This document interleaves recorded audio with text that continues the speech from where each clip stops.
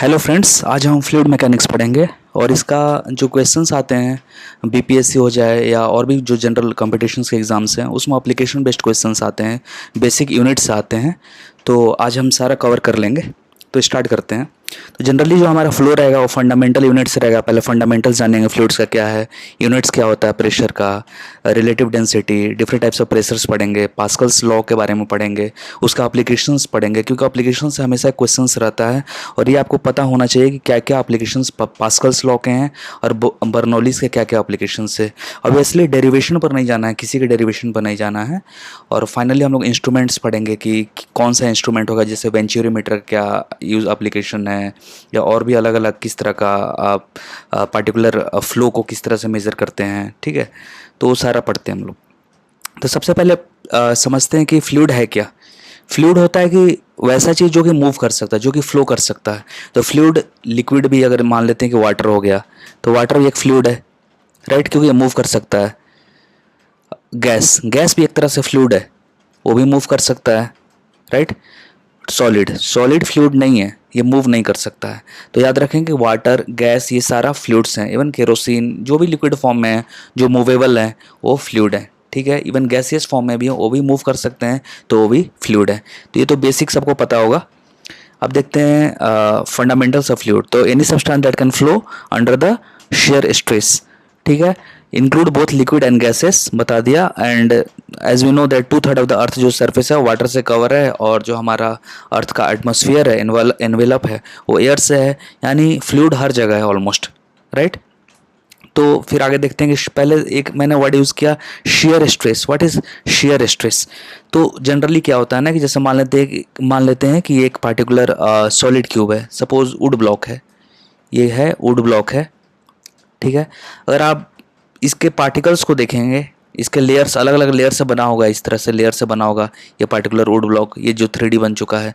तो ये तो एक दूसरे का जो लेयर है, ऐसे समझे कि एक यूनिट को मैं ले रहा हूँ, ये इसके ये वाले पार्ट को ले रहा हूँ, मैं कट कर रहा हूँ चाकू से और इस पार्ट को ले रहा हूँ सपोज, ठीक है। तो ये जो पार्टिकुलर यूनिट है और एक साइड वाला जो यूनिट है, ये दोनों मूव तो नहीं कर सकते हैं ना, तो इसलिए तो सॉलिड है। ऑब्वियसली इस पर प्रेशर अप्लाई करते हैं तो थोड़ा सा मतलब डिफॉर्म हो सकते हैं, राइट। तो ये बोल रहे हैं कि इसमें जो यही बोलते हैं शेयर स्ट्रेस, इसी को बोलते हैं, क्या बोलते हैं हम लोग, शेयर स्ट्रेस। तो जो लिक्विड होता है ना उसमें शेयर स्ट्रेस निग्लिजिबल होता है।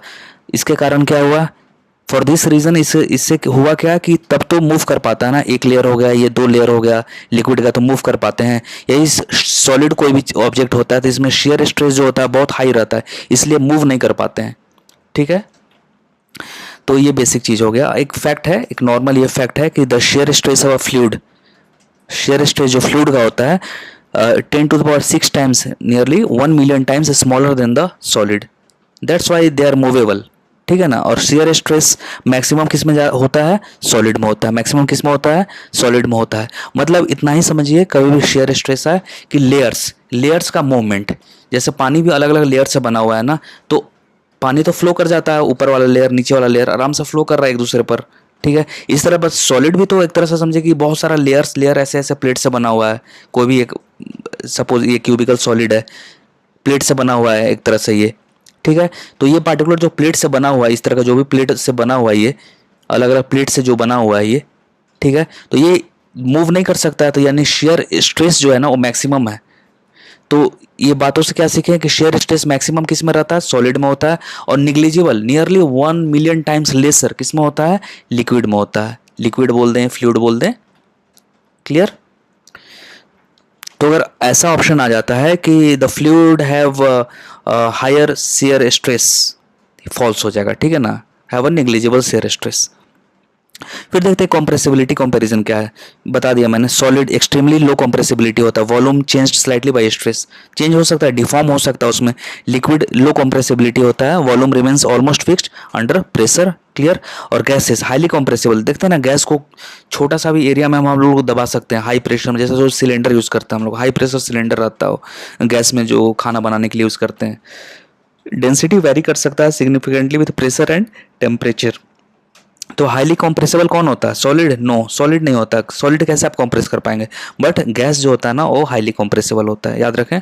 और लिस्ट तो याद रहेगा, सॉलिड होता है। तो ये वही चीज़ है। फिर देखते हैं यहाँ देखिए शेयर स्ट्रेस का वही मैंने डेफिनेशन लिखा है कि shear stress is a force per unit area that acts parallel tangential to the surface of a material causing internal layer to slide past one another. Clear. अब आते हैं फ्लूइड प्रेशर। तो प्रेशर क्या है? Pressure का सबसे पहला है कि पहले तो आप यूनिट समझ ले, क्योंकि यूनिट जनरली पूछ देता है। तो प्रेशर होता है ये force per unit area. Clear. यानी पर यूनिट एरिया पर जो फोर्स लग रहा है ना, वही हो गया प्रेशर। क्लियर। परपेंडिकुलर फोर्स जो लग रहा है ना, वो हो गया प्रेशर हो गया।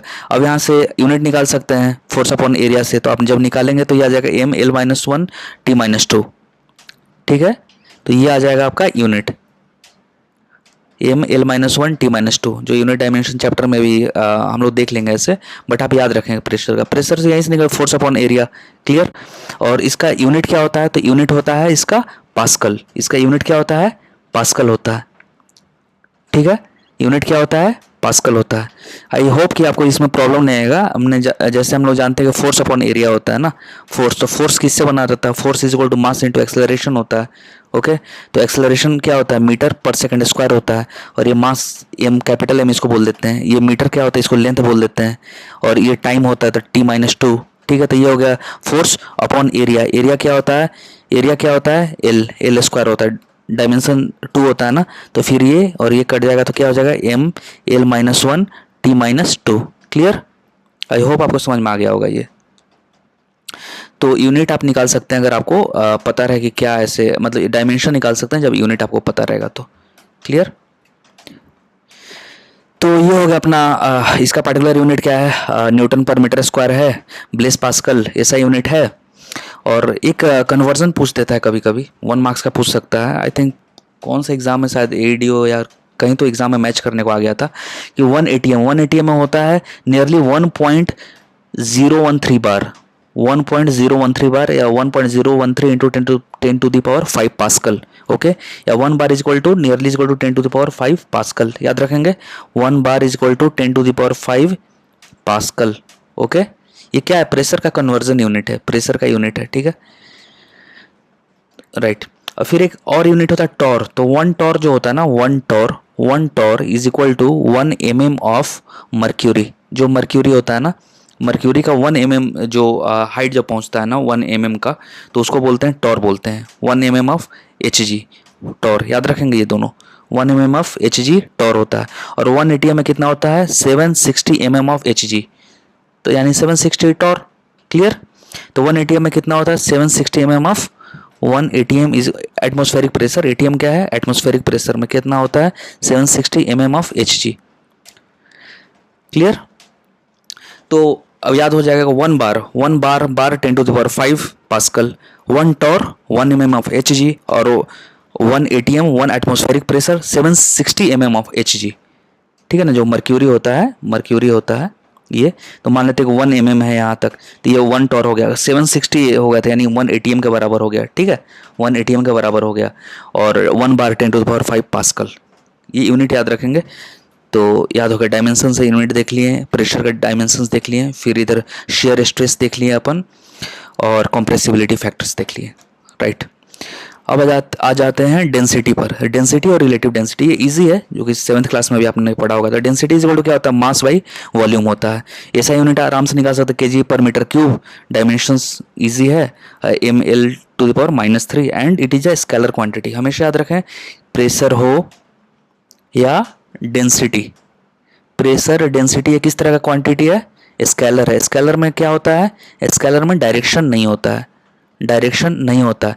क्या इसमें मैग्नीट्यूड हो सकता है? मैग्नीट्यूड हो सकता है, यस मैग्नीट्यूड हो सकता है, पर डायरेक्शन नहीं होता है। क्लियर। राइट। अब देखते हैं कि डेंसिटी ऑफ वाटर बहुत इंटरेस्टिंग है। तो डेंसिटी ऑफ वाटर देख लेते हैं। तो डेंसिटी ऑफ वाटर जो होता है ना, मैक्सिमम जो होता है ना, डेंसिटी का हमने क्या पढ़ा? डेंसिटी जिसको रोज से भी डिनोट करते हैं हम लोग, मास बाई वॉल्यूम। ओके। अब जो मैक्सिमम डेंसिटी जो होता है ना वाटर का मैक्सिमम डेंसिटी जो होता है ना, वो 4 डिग्री सेल्सियस पर होता है। कितने पर होता है? 4 डिग्री सेल्सियस पर होता है। तो एक फैक्ट हो गया, याद रख सकते हैं इसको। या 277 केल्विन पर। कितने पर? 277 केल्विन। कभी कभी ऑप्शन में ये भी दे सकता है 277 केल्विन या 4 डिग्री सेल्सियस। ये क्या होता है? Maximum density. क्लियर। और इसका वैल्यू कितना होता है, तो वैल्यू होता है 1 इंटू 10⁻³ kg पर मीटर क्यूब, या CGS यूनिट अगर देखा जाए तो ये होता है 1 ग्राम पर सेंटीमीटर क्यूब। क्लियर। तो अब इसी के कॉरस्पॉन्डिंग हम लोग किसी का भी डेंसिटी निकालना रहेगा ना, सपोज मर्क्यूरी का डेंसिटी निकालना, सपोज केरोसिन का डेंसिटी निकालना है, तो वाटर के ही कंपैरिजन में निकालेंगे, उसी को बोलेंगे आगे रिलेटिव डेंसिटी। ठीक है, अब देख लेते हैं फॉर्मूला। रिलेटिव डेंसिटी क्या है, जिसको स्पेसिफिक ग्रेविटी भी बोलते हैं। क्या है, डेंसिटी ऑफ सब्सटेंस, मतलब जिस सब्सटेंस का निकालना है, सपोज मुझे मरकरी का निकालना है, मुझे केरोसिन का निकालना है, मुझे हनी का निकालना है, ठीक है ना, सबका अलग अलग निकाल सकता हूँ मैं, to the power of density of water. ठीक है, यानी जो भी सब्सटेंस है ऊपर डालिए इसका डेंसिटी, डेंसिटी ऑफ सब्सटेंस जिसका निकालना है मुझे बाई डेंसिटी ऑफ वाटर। और डेंसिटी ऑफ वाटर हमने क्या पढ़ा अभी, डेंसिटी ऑफ वाटर हमने क्या पढ़ा, 1 इंटू 10⁻³ kg पर मीटर क्यूब, यही पढ़ा ना। और density of substance by density of water, तो पता चल जाएगा रिलेटिव डेंसिटी कितना है। क्लियर। अब रिलेटिव डेंसिटी जो है ये किस तरह का यूनिट होगा बताइए, ये फ्रैक्शन है, तो ये डायमेंशनलेस है और यूनिटलेस है, डायमेंशनलेस है और यूनिटलेस है। रिलेटिव डेंसिटी का कोई भी यूनिट नहीं होता है। क्लियर, रिलेटिव डेंसिटी का कोई भी यूनिट नहीं होता है, और ये एक स्केलर क्वांटिटी होगा ऑब्वियसली, क्योंकि मैग्नीट्यूड तो है। अब जैसे एग्जांपल में दिया, अगर रिलेटिव डेंसिटी ऑफ एल्यूमिनियम, तो नॉर्मल ये होता है 2.7 होता है, ठीक है ना, यानी 2.7 टाइम्स ऑफ वाटर। क्लियर, देखिए यहाँ 2.7 होगा कुछ मे बी kg पर मीटर क्यूब, और ये तो नीचे है कितना 10⁻³ 1 इंटू 10⁻³ kg पर मीटर क्यूब, तो ये कट जाएगा तो 2.7, और 2.7 ही होगा क्योंकि ये एक यूनिटलेस यूनिट है, यूनिटलेस क्वांटिटी है। ठीक है, क्लियर। अब आ जाते हैं हम लोग, क्या क्या हमने देख लिया, ये रिलेटिव डेंसिटी देख लिया हमने, फिर देख लिया ये पार्टिकुलर डेंसिटी क्या फॉर्मूला है, प्रेशर का 1 बार 1 टॉर 1 ATM, ठीक है, प्रेशर का यूनिट्स हो गया, और बेसिक इधर कंप्रेसिबिलिटी फैक्टर्स फ्लूइड्स बेसिक्स देख लिए। अब देखते हैं हम लोग पास्कल्स लॉ। पास्कल्स लॉ का जो एग्जाम्स में आते हैं ना, डेरिवेशन ये सब कुछ भी नहीं देखेंगे, आप जस्ट देखेंगे क्या एप्लीकेशंस है, पास्कल्स लॉ का एप्लीकेशंस क्या है। तो पहले इसका स्टेटमेंट देख लेते हैं, क्योंकि आजकल पूछ रहे हैं एग्जाम में। तो प्रेशर, सबसे पहले पास्कल्स लॉ का 2 है प्रिंसिपल इसका, तो pressure in a fluid at rest is identical at all point lying on the same horizontal plane. Clear, पहला तो ये है, और दूसरा का पहले पढ़ लेते हैं फिर बताता हूँ। External pressure applied to enclosed fluid is transmitted undiminished and equal in all direction throughout the fluid. पहला देखते हैं कि pressure in a fluid at a rest, कोई एक फ्लूइड है, ये सपोज कंटेनर है, इसमें फ्लूइड है, ठीक है ना, वाटर है, सपोज केरोसिन, कुछ भी है, ठीक है ना, वाटर है मान लेते हैं, इस केस में वाटर है, ये कंटेनर है अपना और इसमें वाटर है, राइट। तो अगर ये पर्टिकुलर लेवल पर देखेंगे ना, तो इस पॉइंट पर प्रेशर, इस पॉइंट पर प्रेशर, इस पॉइंट पर प्रेशर सारा बराबर होगा। यही थोड़ा और नीचे आते हैं तो इस पॉइंट पर प्रेशर P1 होगा, इस पॉइंट पर P1, तो इस पॉइंट पर भी P1, यानी सेम हॉरिजॉन्टल लेवल पर जो प्रेशर होगा ना वो सेम होगा। क्लियर, यही पास्कल्स का फर्स्ट लॉ है। कहीं पूछ दिया कि पास्कल का फर्स्ट लॉ क्या है, तो सिंपल बोलेंगे कि फ्लूइड इज एट रेस्ट। पहले ऐसा नहीं, मूव नहीं करना चाहिए, फ्लूइड पहले रेस्ट में है, कंटेनर में सपोज फ्लूइड है, और एक पर्टिकुलर हॉरिजॉन्टल लेवल पर जो प्रेशर होता है ना, उस हॉरिजॉन्टल लेवल पर सेम होता है प्रेशर। क्लियर, इस पर सेम होगा, इस पर सारा प्रेशर, इस पर देखेंगे तो इस पर अलग अलग अपना सेम ही प्रेशर होगा, ठीक है ना, इस पर देखेंगे तो ये प्रेशर सेम होगा, ठीक है ना, यानी ये वाला सेम होगा, ये और ये दोनों डिफरेंट रहेंगे, ठीक है ना, ये और ये डिफरेंट रहेंगे, बट ये वाला सेम रहेगा, ये वाला अपने आप में सेम रहेगा, और ये वाला किसी पॉइंट पर भी देखेंगे तो प्रेशर सेम रहेगा। तो यही हो गया क्या, पास्कल्स फर्स्ट जो लॉ है उसका। क्लियर, सेकंड कह रहा है कि external pressure apply to a enclosed fluid. Suppose मान लेते हैं एक बलून ले लेते हैं अपन, ठीक है, एक बलून ले लेते हैं। क्लियर, इतना तो ऐसे ये रहता नहीं है बलून, बट ये सपोज एक बलून है, इसमें पानी भर दिए, वाटर है, वाटर वाटर वाटर एवरीवेयर, पानी है इसके अंदर। अब क्या कर रहा है ना ये कि जब अगर हम लोग एक इधर से एक्सटर्नल प्रेशर लगाते हैं, सपोज यहाँ से एक छोटा सा एक्सटर्नल प्रेशर लगाते हैं, ऐसे धक्का देते हैं, ऐसे पानी को ऐसे सपोज धक्का देते हैं यहाँ से, तो जो वाल पर जो प्रेशर लगेगा ना, वाल ऐसे, तो हमने प्रेशर तो यहाँ ऐसे P लगाया है, तो प्रेशर इधर भी P लगेगा, है ना, ये रिएक्ट करेगा, जैसे हम लोग इधर से लगाएं, एक्सटर्नल दे रहे हैं, तो उधर से वाल पर प्रेशर इधर से लगेगा, थ्रस्ट आएगा उधर से। बट मजे की बात क्या है ना कि ये जो पर्टिकुलर P है ना, जो प्रेशर लगेगा वो सारे वाल पर सेम लगेगा, सारे वाल पर सेम लगेगा। बात समझ रहे हैं, ये थोड़ा काउंटर इंट्यूटिव है, बट है ऐसा। इसीलिए होता है कभी कभी ना कि आप बलून को लेकर और इधर से आप प्रेस किए तो पता चले कि कभी इधर से फट गया, तो कभी इधर से फट गया, तो कभी इधर से फट गया, तो कभी हो सकता है इधर से ही फट जाए, क्योंकि हर पॉइंट पर प्रेशर सेम है, जो अप्लाई किए हैं वही प्रेशर इस पर भी लग रहा है मुझे। ठीक है ना, बाहर की तरफ। क्लियर। तो यही अपना external pressure apply to an enclosed fluid in a transmitted undiminished and equally in all direction throughout the fluid, all direction throughout the fluid. Clear. तो ये एग्जांपल है कि ये देखिए हॉरिजेंटल वाला बता दिया कि ये प्रेशर जो रहता है सेम रहेगा इसमें, पी और P is equal to P B होगा इस लाइन पर। इस लाइन पर मान लेते हैं कि एक पी डैश है और यहाँ एक पी टू डैश है, P one dash P two dash, तो यहाँ भी P one dash is equal to P two dash. ठीक है, ये होगा फर्स्ट प्रिंसिपल, फर्स्ट जो पास्कल्स लॉ है। और ये सेकंड वाला देख लीजिए कि इधर से हम लोग दबाएं सपोज, तो हर पॉइंट पर जो पी वाल पर जो प्रेशर बनेगा, सपोज एक्सटर्नल फोर्स यहाँ है तो यहाँ पी लग रहा है, तो हर पॉइंट पर पी लगेगा, हर पॉइंट पर, यहाँ भी पी, यहाँ भी पी, यहाँ भी पी, इसलिए बलून कहीं से भी फट जाता है। क्लियर। पास्कल्स लॉ याद रहेगा, हॉरिजेंटल वाला और एक बलून वाला।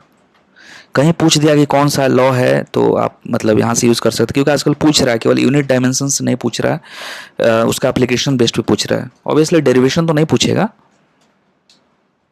नेक्स्ट देखते हैं रियल वर्ल्ड एप्लीकेशंस देख लेते हैं इसका। जैसे हाइड्रोलिक्स लिफ्ट में, हाइड्रोलिक्स लिफ्ट जो होता है ना, जैसे आपने देखा होगा कि जहाँ गाड़ी का क्लीनिंग होता है, देखे होंगे आप लोग, बड़े बड़े गाड़ी जो होती हैं, कार होती हैं या बसेस होती हैं, वहाँ क्लीनिंग अगर उनका करवाना है तो बड़े बड़े हाइड्रोलिक्स होते हैं, उनको उठाते हैं। ठीक है, या हाइड्रोलिक्स ब्रेक्स में भी ये एप्लीकेशन यूज़ होता है। तो ये पर्टिकुलर क्या है ना, हाइड्रोलिक्स लिफ्ट कैसे काम करता है, जो कि पास्कल्स लॉ पर ही काम करता है। पास्कल्स लॉ प्रेशर का ही ना है, प्रेशर फोर्स अपॉन एरिया का ही, और अलग अलग प्रेशर कैसे कैसे अप्लाई होता है उसी का ही तो पढ़ना है हमें। तो अब एग्जाम्पल देख लेते हैं कि फोर्स का इक्वेशन क्या है पिस्टन वाला क्रॉस सेक्शन में। तो ये देख लेते हैं हम लोग यहाँ। सपोज जैसे मान लेते हैं कि हाइड्रोलिक्स लिफ्ट कैसे काम करता है, कि जैसे एक छोटी कार है, एक मान लेते हैं कार है, एक पर्टिकुलर कार है, ठीक है, तो इसको छोटा सा एफ फोर्स लगाकर भी इसको उठा सकते हैं। देखे होंगे ना आप कि जैसे जनरली वही एग्जांपल अभी दिमाग में आ रहा है कि जैसे क्लीनिंग करते हैं, गाड़ी वाड़ी का जो क्लीनिंग होता है वहाँ, तो उनको उठाया जाता है ऊपर पर्टिकुलर एक हाइड्रोलिक्स से। ठीक है ना, या हाइड्रोलिक्स ब्रेक्स तो आपने कभी देखा नहीं होगा बट एप्लीकेशन जरूर सुना होगा। तो ये होता क्या है ना कि जैसे मान लेते हैं कि ये हाइड्रोलिक्स लिफ्ट कैसे काम करता है। सबसे पहले गाड़ी कैसे उठ जाती है, सपोज यहाँ मेरी कार है, यहाँ कार है, ठीक है, तो मैं इधर से फोर्स लगा रहा हूँ, मैं कितना ही फोर्स लगा सकता हूँ। एक इंसान का एक लिमिट है ना, एक इंसान गाड़ी तो नहीं उठा सकता है ना, लेकिन साइंस की मदद से उठा सकता है, पास्कल्स लॉ हाइड्रोलिक्स की मदद से उठा सकता है। कैसे उठा सकता है देखते हैं। सपोज यहाँ से मैंने एक ये पार्टिकुलर एरिया है, सपोज A1 एरिया है और एक पार्टिकुलर A2 एरिया है, इस तरह का कंटेनर है, बड़ा सा एक तरह से ऐसे है, ठीक है, और इसमें पानी भरा हुआ है। क्लियर, ये पानी भरा हुआ है सारा। क्लियर, और यहाँ से ऐसा पार्टीशन टाइप का इस तरह से ऐसे, ठीक है, ये पार्टीशन टाइप का ये। अब मैं क्या कर रहा हूँ ना कि इसमें एक स्मॉल फोर्स लगा रहा हूँ, छोटा सा फोर्स लगा रहा हूँ। क्या लगा रहा हूँ? छोटा सा फोर्स लगा रहा हूँ इधर से, ये देखिए फोर्स लगा रहा हूँ, फोर्स लगा रहा हूँ। तो ये जो फोर्स लग रहा है कितना एरिया में लग रहा है? ए एरिया में, A1 एरिया में लग रहा है। तो प्रेशर का फॉर्मूला क्या होगा? सपोज प्रेशर का जो अगर मैं P1 लगाऊं तो क्या होगा? फोर्स 1, ये वाला फोर्स 1 और एरिया 1। Clear, right? इस पॉइंट पर पता चल जाएगा ना मुझे प्रेशर क्या है, P1 है। तो इस पॉइंट पर भी तो प्रेशर P1 ही रहेगा ना। क्यों? क्योंकि पहला लॉ क्या पढ़े थे, ये कोई भी हॉरिजेंटल रहेगा ना, हॉरिजेंटल रहता है तो प्रेशर सेम रहता है। यहाँ P1, ये क्या आ गया, यहाँ P1 है तो यहाँ भी P1 है, ठीक है। तो पास्कल्स का पहला लॉ पढ़े ना हम लोग कि P1 है तो यहाँ भी प्रेशर P1 होगा। क्लियर, यानी ये एरिया अब A2 हो गया। अब एरिया A2 हो गया और ये मान लेते हैं कि F डैश हो गया, ये वाला। तो सोचिए ये जो फोर्स लग रहा है, अब ये क्या होगा, F डैश निकालें, अगर हम F डैश निकालें तो F1 by A1 into A2।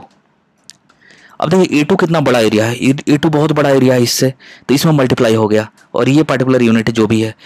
अब सोचिए फोर्स कितना क्रिएट हो रहा है, ये फोर्स कितना क्रिएट हो रहा है, यानी F1 A1 इंटू A2, ये पर्टिकुलर फोर्स बहुत बड़ा फोर्स क्रिएट हो रहा है। बड़ा फोर्स क्रिएट होगा क्योंकि ये एरिया बड़ा है और ये रेशियो को मेंटेन करना। मान लेते हैं कि ये रेशियो 1/2 है, ठीक है, तो और ये है सपोज 8 है, ये 8 है, तो रेशियो को मेंटेन करने के लिए फोर्स को 4 यूनिट बनना पड़ेगा ना, तब ना रेशियो मेंटेन होगा। 4 2 8, 1/2। क्लियर, तो इस रेशियो को मेंटेन करना, तब तो ये प्रेशर का ये है, pressure equal force upon area होता है। क्लियर है, तो फोर्स बहुत हाई फोर्स होगा। ये फोर्स क्या होगा, ये जो एफ डैश फोर्स जो आएगा ना वो बहुत हाई फोर्स होगा, इसलिए कार जो है ना, मेरी कार ऊपर उठ जाएगी कम फोर्स पर भी। क्लियर, तो यही है, ये वाला जो फॉर्मूला याद रखेंगे। कभी अगर दे दिया निकालने को कि F2 निकालिए तो F1 upon A1 by F2 by A2, और सेम हॉरिजेंटल प्लेन पर जो प्रेशर होता है वो सेम होता है। क्लियर, क्लियर हो गया ना। ऑल राइट, अब आगे हम लोग देखते हैं। और राइट, हमने हाइड्रोलिक्स लिफ्ट देख लिया। इस तरह जो हाइड्रोलिक्स ब्रेक्स होते हैं ना, वैसे ही काम करते हैं। जो उसमें क्या होता है कि 4 सिलेंडर होते हैं, ऑल 4 सिलेंडर होते हैं, जो कि साइमल्टेनियसली जो ब्रेक ऑयल से ज्वाइन रहते हैं। और छोटा सा हम लोग जैसे होता है ना कि धीरे से हम लोग फोर्स लगाते हैं, मतलब कि अपने ब्रेक को अप्लाई करते हैं अपने पैरों से। तो वो क्या होता है ना, मल्टीपल वो उसका जो फोर्स है ना, वो मल्टीप्लाई होकर जाकर उसको ब्रेक को रोकता है। वहाँ चारों पिस्टन चालू हो जाते हैं और उसको रोकता है। ठीक है ना। नहीं तो सोचिए कि आप 100 किलोमीटर पर आवर की स्पीड से गाड़ी चला रहे हैं और आप ब्रेक से रुक लेंगे क्या? सिंपल, जो धीरे से मारते हैं और रुक जाता है। यानी सोचिए फोर्स जो है ना, वो एक तरह से 20 टाइम्स 40 टाइम्स हो जा रहा है उधर जाकर। और समझ में आ गया, क्योंकि हॉरिजॉन्टल लेवल पर जो प्रेशर होता है सेम होता है, हमने पढ़ा था। और ये आप डायग्राम से आप ऐसे आइडिया लग गया होगा क्लियर, कि एरिया ज़्यादा है तो फोर्स भी इस पर ज़्यादा होगा, तब तो रेशियो मेंटेन हो पाएगा ना, ये वाला F1/A1 वाला। इसी को रेशियो को तो मेंटेन करना है मुझे। किससे करना है? ये सपोज F'/A2 से। ठीक है ना। तो A2 तो बहुत बड़ा है, मान लेते हैं कि 100 है और ये 10 है। ठीक है। और 5 यूनिट का फोर्स लगाते हैं, 5 न्यूटन का। तो फोर्स सोचिए, फोर्स कितना लगाना पड़ेगा यहाँ, कितना फोर्स आएगा ये रेशियो मेंटेन करने के लिए। ठीक है ना। तो अगर आप इक्वल तो कर देंगे तो 50 न्यूटन का फोर्स लग जाएगा यहाँ। क्लियर? आई थिंक सफिशिएंट मैंने समझा दिया है। चलिए, ये हाइड्रोलिक्स ब्रेक्स भी हम लोगों ने देख लिया। अब देखते हैं एक है पैराडॉक्स ऑफ प्रेशर है, बट आई डोंट थिंक ये ज़्यादा इंपॉर्टेंट है। पैराडॉक्स ऑफ प्रेशर मतलब सिंपल सा यही कहता है ना, ये कहता है ना कि connected vessels of different shape holding different amount of liquid will maintain identical surface level when field. ठीक है ना। Pressure at the base depend solely on the liquid column height. मतलब जो प्रेशर होता है ना, जो पार्टिकुलर प्रेशर होता है ना, वो हाइट पे डिपेंड करता है, कॉलम हाइट पे डिपेंड करता है। किस तरह का कंटेनर उस पर नहीं डिपेंड करता है। जैसे हमने डायग्राम इधर लगाया होगा, ये देखिए, ये देखिए, ये इसका शेप अलग है, इसका शेप बिल्कुल अलग है। ठीक है ना। इसका शेप अलग है, इसका शेप भी अलग है। ठीक है ना। बट प्रेशर जो है ना, प्रेशर इस पर डिपेंड करता ही नहीं है, ये इस पॉइंट पर डिपेंड करता है कि हाइट कितना है। यानी अगर मैं बोलूँ इस पॉइंट पर प्रेशर क्या होगा, अगर मैं बोल देता हूँ कि पी है भाई, तो इस पर भी पी होगा, इस पर भी पी होगा, इस पर भी पी होगा। क्यों? क्योंकि ये हाइट पर डिपेंड करता है, इस पर नहीं डिपेंड करता है कैसा शेप है, इस पर नहीं डिपेंड करता है, इस पर ऐसे है या ऐसे है, उस पर नहीं डिपेंड करता है, हाइट पर डिपेंड करता है। क्लियर? तो इसको बोलते हैं हाइड्रोस्टैटिक पैराडॉक्स बोलते हैं। आई होप क्लियर हो गया होगा ये। ठीक है। यानी जो प्रेशर हाइड्रोस्टैटिक जो प्रेशर होता है ना, वो किस पर डिपेंड करता है? और depends on the height, not on the size shape of the container. Clear? Yes, ये हो गया अपना। कि अब आते हैं कि प्रेशर मेजरिंग डिवाइसेस। अब देखा हमने प्रेशर पढ़ लिया ना, क्या क्या पढ़ा हमने? सबसे पहले बेसिक्स पढ़ लिया, फ्लूइड्स का पहले बेसिक्स हमने पढ़ा था ना, फ्लूइड्स का बेसिक्स पढ़ा था। फिर हमने पढ़ा था कि ये कंप्रेसिबिलिटी फैक्टर्स इसका पढ़े थे। फिर इसका डायमेंशंस, यूनिट डायमेंशंस पढ़े थे हम लोगों ने। ठीक है। फिर उस पास्कल्स लॉ पढ़े, पास्कल्स लॉ, हाइड्रोलिक्स का एग्जांपल देखें। ठीक है। कैसे कार को उठाते हैं हम लोग साफ़ सफाई करने के लिए जब वहाँ होता है। ठीक है। हाइड्रोलिक्स ब्रेक्स कैसे काम करते हैं। अब हम लोग प्रेशर का अलग अलग यूनिट्स पढ़े थे, जैसे टॉर पढ़े थे, बार पढ़े थे। ठीक है। वो याद होगा आपको, एक बार चेक कर लें आप बार का जो अलग अलग यूनिट्स है। हाँ, 1 bar 10⁵ pascal, 1 torr 1 mm of Hg, 1 atm 760 mm of Hg। Clear? तो इतना हम लोगों ने समझ लिया, राइट। अब आते हैं कि क्या क्या मेजरिंग इंस्ट्रूमेंट्स है इस प्रेशर को मापने के लिए। तो मापने के लिए क्या क्या यूनिट है? तो जैसे मरकरी बैरोमीटर है, एग्जाम्पल बैरोमीटर सबसे इंपॉर्टेंट है। तो इसका जो फाउंडर थे ना, जो मतलब इन्वेंटर थे, सॉरी, तो ये थे इवेंजेलिस्टा टोरिसेली। टोरिसेली याद रखें, टोरिसेली जनरली याद रहता है आप लोग को, बट टोरिसेली याद रख सकते हैं। तो मर्क्यूरी बैरोमीटर का कौन इन्वेंट किया था? टोरिसेली। क्लियर? फिर क्या मेजर करता है? तो एटमॉस्फेरिक प्रेशर। एटमॉस्फेरिक प्रेशर कुछ नहीं है, जैसे ये अपनी धरती है, अर्थ है, और अर्थ पर क्या है? एटमॉस्फेयर, चारों तरफ से एटमॉस्फेयर है ना, तो ये प्रेशर तो लगा रहा है ना, ये भी प्रेशर लगा रहा है, इसको बोलते हैं एटमॉस्फेरिक प्रेशर। हम सब इंसान पर जो धरती पर है, सब पर कुछ ना कुछ ऊपर से प्रेशर आ रहा है। प्रेशर मतलब लाइफ वाला प्रेशर नहीं, ऊपर एटमॉस्फेयर का भी प्रेशर, क्योंकि गैस है, ये सारे गैस है ना, तो गैस भी तो एक प्रेशर डालेंगे जो नीचे ऑब्जेक्ट रहेगा। ठीक है, क्योंकि ग्रेविटी भी तो खींच रही है ना, तो प्रेशर इस पर डालेंगे, इस पर, तो उसको बोलते हैं एटमॉस्फेरिक प्रेशर, राइट। अब देखते हैं, हमने पढ़ा था ना 1 atm 760 mm ऑफ Hg था, वो याद रखना है अपना। ठीक है। अब देखते हैं कि एक बहुत ही इंपॉर्टेंट एक ऑब्जर्वेशन जो कि MCQ में भी पूछा है, बहुत बार पूछा है, ये BPSC में भी क्वेश्चन ये पूछा है कि सपोज एक मर्क्यूरी बैरोमीटर है मेरा। अब बैरोमीटर क्या करता है अपना, बैरोमीटर क्या करता है, एटमॉस्फेरिक प्रेशर को मापता है, मेजर करता है, क्या करता है, एटमॉस्फेरिक प्रेशर को मापता है। क्लियर। अब देखते हैं कि अचानक इसमें अलग अलग रीडिंग बना रहता है, इसमें रीडिंग बना रहता है, ठीक है ना, अलग अलग रीडिंग इसमें बना रहता है, राइट। अब क्या होता है ना कि सपोज कि रैपिड डाउन हो गया एच जी, जो मर्क्यूरी है ना इसमें नीचे अचानक आ गया। सपोज यहाँ था मर्क्यूरी और अचानक देखा जाए तो नेक्स्ट में यहाँ आ गया, समझ रहे हैं ना, यहाँ नीचे आ गया, इसका रैपिड फॉल हो गया। तो उसका मतलब क्या है वेदर का, इसका मतलब क्या प्रेडिक्ट कर सकते हैं हम लोग वेदर के लिए, कि बाढ़ बाढ़ कर रहा हूँ, स्टॉर्म बहुत पास आ रहा है, स्टॉर्म बहुत पास आ रहा है। तो यही क्वेश्चन आया था एग्जाम में भी कि a rapid drop of mercury indicates a approaching storm. याद रखना, रैपिड ड्रॉप, अचानक एकदम प्रेशर गिर गया नीचे, इसका मतलब क्या है कि स्टॉर्म आ रहा है। क्या है, नीचे प्रेशर गिर गया मतलब स्टॉर्म आ रहा है, आंधी तूफान आ रहा है। क्लियर। तो हम लोगों ने पढ़ा weather prediction, weather prediction. Mercury अगर अचानक डाउन हो गया यानी स्टॉर्म आ रहा है, भागो, स्टॉर्म आ रहा है। क्लियर। अब आते हैं ओपन ट्यूब मैनोमीटर। मैनोमीटर भी एक डिवाइस है जो कि यू शेप्ड का रहता है।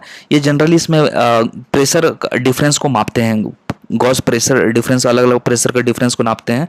जैसे जैसे मान लेते हैं कि कोई पार्टिकुलर लिक्विड है, ठीक है, कोई, जैसे मैंने एक डायग्राम डाला है, कहीं देख लेता हूँ मैं। हाँ, ये सपोज ये मैनोमीटर है, मैंने क्या बोला, ये प्रेशर डिफरेंस को नापता है, प्रेशर डिफरेंस को नापता है, ठीक है। तो is a U shaped tube है used to measure the unknown pressure a gas inside a container. अब अननोन जो प्रेशर है, अननोन प्रेशर है कोई पर्टिकुलर मान लेते हैं ट्यूब में, ठीक है ना, इसका क्या प्रेशर है, इसका मापना है मुझे, तो कैसे पता चलेगा, तो मैं बोलूँगा प्रेशर डिफरेंस से ही पता चलेगा। होता क्या है ना कि इसमें देखिए कैसे काम कर रहा है कि एक मैंने क्या किया कि एक साइड एक कंटेनर है, ये क्या है, पी क्या है, कंटेनर है, और इसमें प्रेशर है पी। एक कंटेनर है जिसमें सपोज गैस है कुछ भी, और इसमें प्रेशर है पी। क्लियर। और इसमें सारा लिक्विड है, पानी है, ठीक है। तो यहाँ से देखें पानी इधर इधर ओपन है, इधर ओपन है। क्लियर। तो यहाँ से प्रेशर लग रहा है ना, एटमॉस्फेरिक प्रेशर लग रहा है ना इस पर, क्योंकि मैंने बोला था ना कि एटमॉस्फेरिक प्रेशर तो हम हर टाइम लगेगा। अब क्या होगा ना कि इसको मैंने खोल दिया, तो ये इस पर प्रेशर डालेगा, तो क्या होगा, इसका मतलब दो ही चीज होगा ना, इसको करेगा थोड़ा सा और ऊपर उठा देगा इसको, क्योंकि इस जो एटमॉस्फेरिक प्रेशर इसको काउंटर करेगा ना, ठीक है, तो काउंटर करेगा, ऊपर चला जाएगा, ये ऊपर चला जाएगा थोड़ा। तो यही कर रहा है कि one end connect to the gas container at point P, the other end stay open to the atmospheric pressure P A, वही, and the gas pushes the liquid down on one side, यहाँ से down press किया, that the atmosphere pushes it down on the other side, और ये यहाँ से push कर रहा है और ये यहाँ से पुश कर रहा है, तो ये इधर जाएगा ना। Clear. The difference in liquid levels H shows the pressure difference. यही जो डिफरेंस आ जाएगा ना एच का, अभी यहाँ था और ये सपोज अब एच का ये जैसे ये अभी ये लेवल है, ठीक है ना, और ये थोड़ा ऊपर जाके इधर चला गया, तो डिफरेंस पता चल जाएगा हाइट से। क्लियर। तो बस इतना ही याद रखें, कभी एप्लीकेशन नहीं पूछने वाला, बस याद रखें मैनोमीटर जो होता है ना एक पार्टिकुलर तरह का डिवाइस है जो कि अननोन प्रेशर को प्रेशर गैस, मतलब जो भी अननोन प्रेशर है गैस में, उसको कंटेनर में जो गैस है उसका अननोन प्रेशर को मेजर करने में हेल्प करता है। तो आगे कि the device which can be use to measure the pressure of a container, manometer. Clear. इसलिए इतना कहानी मुझे बताना पड़ा, बट आप कहानी छोड़ सकते हैं, बट एग्जाम्पल बस याद रखें। तो हमने मर्क्यूरी पढ़ लिया, फिर क्या पढ़ा मैंने, मैनोमीटर। क्या करता है ये, अननोन गैस का प्रेशर मपवा, ये मतलब इसको मेजर करवा देता है, मेजर करवाता है। ऑलराइट। अब आ जाते हैं आर्किमिडीज का बायोन्सी प्रिंसिपल, पता है, ठीक है ना, कि एक पर्टिकुलर कंटेनर है, उसमें सपोज एक बॉल डाल रहे हैं कुछ भी, तो उतना पानी वो डिस्प्लेस कर देता है, यही है नॉर्मल। अब ठीक है, अब जैसे हम लोग नीचे डालते हैं तो पानी ऊपर अप थ्रस्ट जाता है, ऊपर चला जाता है, ठीक है। तो ये सिंपल है, इसमें कुछ ज़्यादा है नहीं, बट इसमें एक और चीज़ एग्जांपल जैसे देता है इससे कि कब जो पर्टिकुलर ऑब्जेक्ट होता है फ्लोट करता है। तो जैसे मान लेते हैं ना कि अगर डेंसिटी ऑफ ऑब्जेक्ट है, ये डेंसिटी का साइन है, डेंसिटी ऑफ ऑब्जेक्ट है, जैसे मान लेते हैं कि ये मेरा एक ऑब्जेक्ट है, कोई एक ऑब्जेक्ट है, ये क्या है, ऑब्जेक्ट है जिसका डेंसिटी रो है, रो बोलते हैं इसको, ठीक है, डेंसिटी रो है। तो अगर डेंसिटी ऑफ ऑब्जेक्ट जो है ना, डेंसिटी ऑफ ऑब्जेक्ट जो है अगर फ्लूइड की डेंसिटी से कम रहे तो बॉडी जो है ना फ्लोट करेगा पार्शियली सबमर्ज्ड होके। क्लियर, पार्सली थोड़ा सबमर्ज्ड होके, जैसे मान लो पानी है यहाँ तक, तो ऐसे फ्लो करेगा, ऐसे फ्लोट करते रहेगा ऐसे। क्लियर। डेंसिटी अगर बराबर रहेगा तो एकदम बिल्कुल ऊपर रहेगा, जैसे पानी है ना तो एकदम ऐसे रहेगा, ऐसे ऐसे रहेगा, बराबर डेंसिटी रहेगा तो ठीक है, लगेगा एकदम लेयर पर ऊपर एकदम ऐसा है। और डेंसिटी ज़्यादा रहेगा ऑब्जेक्ट का तो क्या होगा सोचिए, बड़ा सा एकदम स्टील का एक मतलब मैंने बॉल लिया है तो क्या करेगा, अंदर डूब जाएगा, भारी है ना। इसका डेंसिटी जो है ना, डेंसिटी जो है ना ऑब्जेक्ट का, वो ग्रेटर है डेंसिटी ऑफ वाटर से। यही है ना, density object greater than density of fluid body sink. तो ये नॉर्मल आप ऐसा आइडिया भी लगा सकते हैं, इसको इतना समझाने तो कुछ बात नहीं है, बट एग्जांपल्स और देख लेते हैं। एक आइस क्यूब है, एक कंटेनर है मेरा, इसमें पानी है थोड़ा सा, और इसमें मैंने एक आइस क्यूब भी डाला है, आइस क्यूब, ठीक है ना। तो ये लेयर आइस क्यूब डाला है, ठीक है ना। तो अब क्या होगा कि सपोज ये एच हाइट तक यहाँ है, एच हाइट तक है, लेकिन ये जो आइस क्यूब अगर पिघल भी जाएगा ना, आइस क्यूब पिघल भी जाएगा तभी भी एच हाइट तक ही रहेगा, समझ रहे हैं ना। यही है, बस बताने की कोशिश कर रहा था कि when ice floating in a water melts water level remains unchanged. ये मत सोचेंगे अच्छा आइस है, आइस के अंदर पानी है, पानी होगा तो इसका हाइट बढ़ जाएगा ना, हाइट नहीं बढ़ेगा, उतना ही हाइट रहेगा। Clear. Ship moving from river to sea, जैसे होता है ना कि जैसे मान लेते हैं कि हल्दिया वाला जो रीजन है, फिर यहाँ समुंदर है, दीघा बीच, ये सब जो समुंदर है यहाँ, तो यहाँ से कोई बोट जा रही है, बड़ी सी शिप जा रही है, ठीक है ना, शिप जा रही है यहाँ इसमें। तो आप देखेंगे ना कि जैसे समुद्र में जाएगी ना थोड़ा सा और ऊपर उठ जाएगी शिप जो है ना, सपोज शिप ऐसे यहाँ ऐसे चल रही है, इतना दब के चल रही है, तो यहाँ देखें ना थोड़ा और ऊंचा उठ जाएगी, आपको थोड़ा सा दिख रहा होगा, ये ऊंचा उठ जाएगी यहाँ समुद्र में जाके, ठीक है। क्यों? क्योंकि जो इसमें क्या है, सॉल्ट है, सॉल्टी वाटर है ना, और सॉल्ट है तो इसमें डेंसिटी क्या है, डेंसिटी क्या है, हाई है, सी वाटर का डेंसिटी ज़्यादा है, ठीक है ना, तो ये ऊपर उठ जाएगा। क्लियर। चलिए, तो याद रखेंगे, ये भी पूछ सकता है अगर शिप है, अगर मूव किया जाए रिवर से सी तक तो क्या होगा, तो ऊपर राइज कर जाएगा। फिर हाइड्रोमीटर और लैक्टोमीटर, ये पूछा अभी एईडीओ में क्वेश्चन, यही एईडीओ में क्वेश्चन आता है। हाइड्रोमीटर का काम क्या है, तो ये रिलेटिव डेंसिटी को कोई भी लिक्विड का मापता है। हाइड्रोमीटर का काम क्या है, रिलेटिव डेंसिटी को मापता है। और लैक्टोमीटर क्या काम है, प्योरिटी ऑफ मिल्क को नापता है। ये प्योरिटी ऑफ मिल्क को मेजर करता है। और ये क्या करता है, हाइड्रोमीटर डेंसिटी ऑफ लिक्विड को मेजर करता है, डेंसिटी ऑफ लिक्विड। ये एईडीओ 2026 में क्वेश्चन आया है, इसको याद रखें।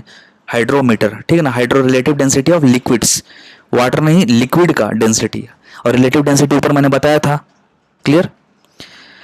अब आते हैं टाइप्स ऑफ फ्लूइड फ्लो, मतलब जो भी फ्लूइड होता है ना, फ्लूइड वाटर हो गया, गैस हो गया, एक पार्टिकुलर टाइप का फ्लो करते हैं। तो एक होता है स्टेडी फ्लो होता है, जिसको स्ट्रीमलाइन फ्लो होता है। इसमें क्या होता है ना, देखिए एग्जांपल में से देख सकते हैं कि velocity of passing fluid particles at any fixed special point remains constant in a time, ठीक है ना, स्ट्रीमलाइन नेवर इंटरसेक्ट। ये देखिए ये एग्जांपल है, इसको ये पार्टिकुलर फ्लो का एग्जांपल है, जिसको बोलते हैं स्टेडी फ्लो। जैसे मान लेते हैं कि ये हो गया, ये हो गया, ये हो गया, ये हो गया, तो ये जो पार्टिकुलर डेंसिटी, इसका वेलोसिटी है ना v, ये भी लगेगा v, तो इस तरह से मूव करते रहेगा ये पार्टिकुलर डायरेक्शन में, ठीक है ना। फ्लो पासिंग जो फ्लूइड रहेगा ना वो सेम रहेगा। जैसे ये मान लेते हैं कि ये पूरा रीजन का वेलोसिटी v रहेगा, इसका ऐसे रहेगा, अलग v रहेगा, इसका ऐसे रहेगा, ठीक है। तो यही करेगा, velocity passing fluid particles at any fixed special point remain constant in time, ठीक है ना, constant in time. Streamline never intersect, ऐसा नहीं होता, ऐसे इंटरसेक्ट नहीं करेगा, ये बिल्कुल स्मूथली फ्लो होगा। फिर लैमिनर फ्लो क्या होता है, fluid layer slide smoothly past one another in a parallel line. Clear. अब देख लेते हैं ये वाला, यहाँ से ये मूव कर रहा है, यहाँ से मूव कर रहा है, यहाँ से मूव कर रहा है, यहाँ ये लैमिनर फ्लो है, ठीक है ना, ये इंटरसेक्ट नहीं करता। और ये एक होता है टर्बुलेंट फ्लो, ऐसे मूव कर रहा है, ऐसे मूव कर रहा है, ऐसे मूव कर रहा है, ऐसे मूव कर रहा है। आपने देखा होगा ना कभी नदी में, तो बिल्कुल ऐसे ऐसे ऐसे ऐसे गोल गोल, मतलब ये होता है, तो टर्बुलेंट फ्लो होता है। और कभी कभी लैमिनर फ्लो के जैसे मान लेते हैं कि एक कंटेनर, ऑयल का कंटेनर है, आपने वीडियो भी यूट्यूब पर देख सकते हैं, और यहाँ एक छोटा सा सपोज एक छेद कर देते हैं, यहाँ से एक होल कर देते हैं, यहाँ एक होल यहाँ कर देते हैं, जो पानी गिरेगा ना, पानी गिरेगा तो आप देखेंगे बिल्कुल ऐसे गिर रहा है, एकदम ऐसे, एकदम बराबर गिरता है, ऐसे बराबर गिर रहा है, एकदम बराबर गिर रहा है एकदम। तो ये हो गया लैमिनर फ्लो। क्लियर। इतना ही बस आइडिया, लैमिनर मतलब बिल्कुल क्या बोलते हैं, एक पैरेलल फ्लो हो रहा है इस तरह से एकदम, ठीक है। टर्बुलेंट फ्लो समझ में आ रहा है नाम से, और स्टेडी फ्लो मतलब कि जो भी वेलोसिटी होता है हर पार्टिकुलर फ्लूइड का वो सेम होता है, मतलब जो भी पासिंग फ्लूइड होता है ना उसका जो वेलोसिटी होता है फिक्स्ड स्पेशल पॉइंट पर वो सेम होता है। जैसे इस पॉइंट पर वेलोसिटी सेम रहेगा, इस पॉइंट पर वेलोसिटी सेम रहेगा, ये अलग अलग, मतलब कि जरूरी नहीं है कि ये वेलोसिटी दोनों सेम रहे, इतना अंदर नहीं चाहिए, इतना सफिशिएंट है। फिर आता है equation of continuity. Equation of continuity इतना कुछ देखना नहीं है इसमें। सिंपल सा इसमें लॉजिक है ना कि अगर क्रॉस सेक्शनल एरिया, जैसे मान लेते हैं एक पाइप है और ये क्रॉस सेक्शनल एरिया है और ये भी पाइप है, इसका क्रॉस सेक्शनल एरिया थोड़ा बड़ा है, तो क्रॉस सेक्शनल एरिया थोड़ा घटा देंगे तो वेलोसिटी वाटर, इसमें पानी फ्लो हो रहा है ना, तो वेलोसिटी वाटर क्या हो जाएगा, बढ़ जाएगा, ठीक है। और ये क्रॉस सेक्शनल एरिया बड़ा कर देंगे तो वेलोसिटी थोड़ा कम हो जाएगा, यही है बस। फिर आ जाता है बर्नौली प्रिंसिपल और जनरली एप्लीकेशंस का। तो एक लाइन में बस देख लेते हैं इसका प्रिंसिपल, अगर कहीं आ गया तो ठीक रहेगा।